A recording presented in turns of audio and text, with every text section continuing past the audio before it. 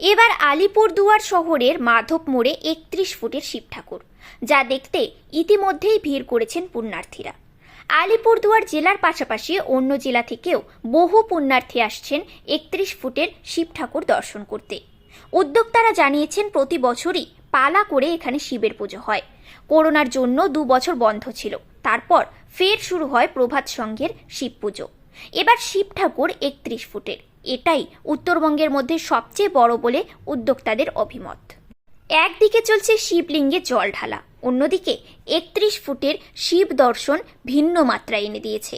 ক্লাবের তরফে হাজার হাজার মানুষের মধ্যে শুরু হয়েছে প্রসাদ বিতরণ। ক্লাবের তরফ থেকে করা হয়েছে ভান্ডারা। ৩১ ফুটের শিব ঠাকুরের মূর্তি দেখে খুশি মানুষ। তো আলিপুরদুয়ার শহরের একটা আমরা চেষ্টা করছি ঐতিহ্য বজায় রাখার জন্য।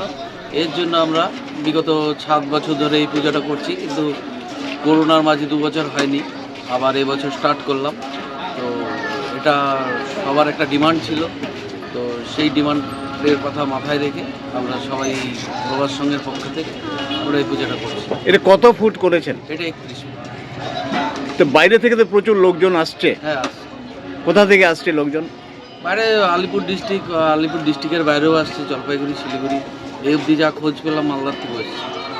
তা আমরা যেটা জানি যে উত্তরবঙ্গে আপনাদের এটাই 31 ফুট হচ্ছে, এটাই সবচেয়ে বড় মনে হচ্ছে। হ্যাঁ, আমাদেরও তাই ধারণা, কিন্তু আর কোথায় হচ্ছে আমাদের কাছে খবর জানা নেই। কিন্তু আমরা যতদূর জানি উত্তরবঙ্গের মধ্যে এটাই প্রচুর শিব মূর্তি পুজো হচ্ছে।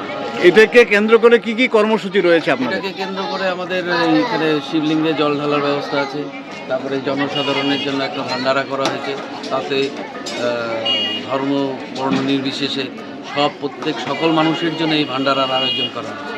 তো এতে সবাইকে আমরা সাদর আমন্ত্রণ জানাই এবং বাবার মূর্তি দর্শন করুন, এটাই আমরা চাইছি। আপনার নাম? আমার নাম স্বরূপ দে, ক্লাব সম্পাদক। আপনারা দেখছেন নিউজ প্রাইম টাইমস। সঙ্গে থাকুন এবং দেখতে থাকুন নিউজ প্রাইম টাইমস।